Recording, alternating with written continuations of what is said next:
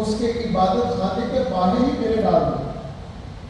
اب اس بدبخت کا بہکانے کا انداز دیکھیے، اس کا طریقہ واردات، ٹھیک ہے، اس کو بہکانے کے لیے اس نے فارمولا کیا بنایا، کیونکہ یہ ایسا بدبخت ہے، عالم کو عالمانہ، مبلغ کو مبلغانہ، ماہر کو ماہرانہ، عابد کو عابدانہ، زاہد کو زاہدانہ، یہ انداز سے ورگلانے کی کوشش کرتا ہے۔ ہر ایک کے لیے اس کے پاس ایک الگ الگ بہکانے کے لیے فارمولے موجود ہوتے ہیں۔ اب وہ شیطان خبیث نے 3 دن اس عبادت خانے کے باہر لگاتار عبادت کنٹینیوسلی وہ عبادت کرتا ہے۔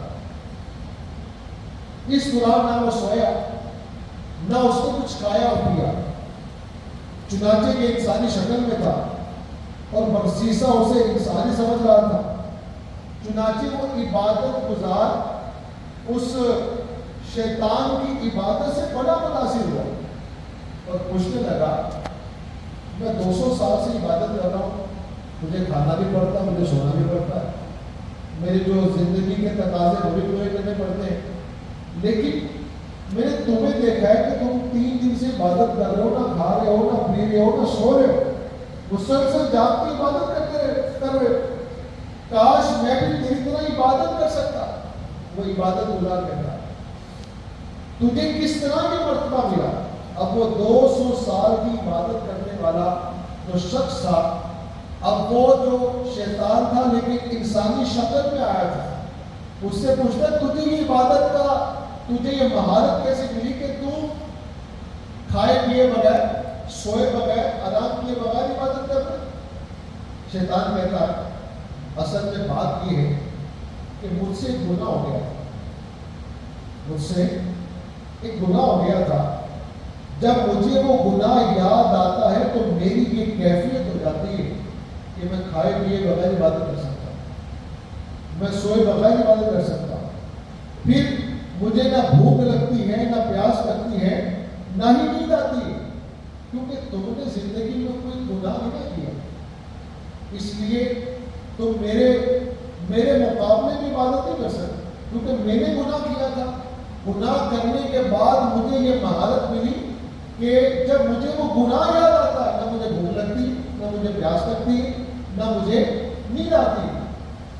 اور اگر تم بھی ایسا کرنا چاہو تو تم بھی گناہ کرو۔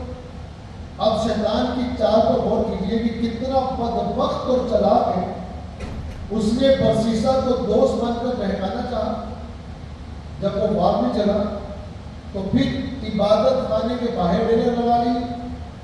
اب جب وہ بھی بعد میں چلا تو کس طرح عبادت کی لذت پیدا کرنے کی کوشش کر رہا ہے۔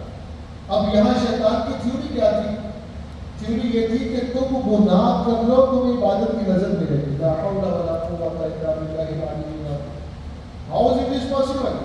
یہ کیسے ممکن ہے کہ انسان کو عبادت میں کوئی کمال ملے اور گناہ کرنے کی وجہ سے ملے؟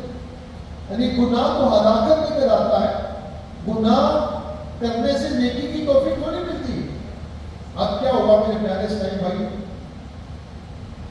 اللہ تبارک و تعالیٰ قرآن پاک میں فرماتا ہے فَأَهْلَكْنَاهُمْ بِذُنُوبِهِمْ، پھر ہم نے ان کے گناہوں کی وجہ سے انہیں ہلاک کر دیا۔